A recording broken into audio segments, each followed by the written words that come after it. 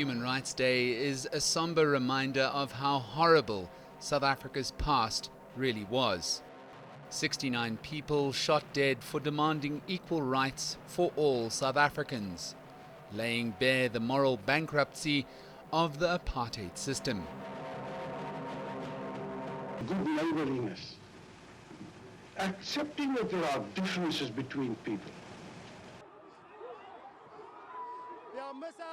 Fast forward over half a century, and contemporary South Africa is tussling with all too familiar issues. Government is failing to live up to its obligation to uphold and respect the Bill of Rights enshrined in our Constitution. The Sharpeville Massacre, the heavy-handedness of police in the Fees Must Fall protests, and the etched tragedy. Why did these all happen?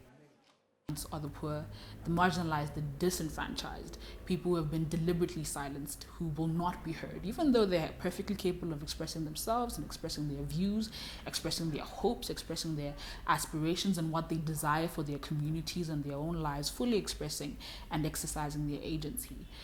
We come across people whose voices need to be amplified.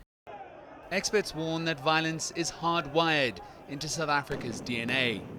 And it's for this reason that special effort needs to be made to place rights at the top of government's agenda. Capacity in terms of management and also lack of consequence for wrongdoing. There is need for greater accountability. So if you look at the supervision and management role of the executive, there is need to send a clear message publicly that, look, if you violate rights or if you do not commit to your responsibilities, then there will be accountability.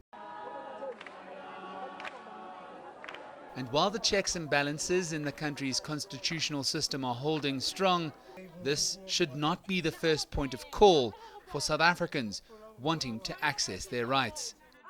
People should not have to go to court to litigate, to defend and ensure their rights, because the government should simply provide without recourse to the courts. But certainly South Africa also has on its side that it has strong independent institutions like the courts or the Office of the Public Protector. When then you come across a breach or extrajudicial considerations, or where the state refuses to apply its own policies, it makes no sense to us, because very often to breach people's rights takes so much more effort than to simply respect them.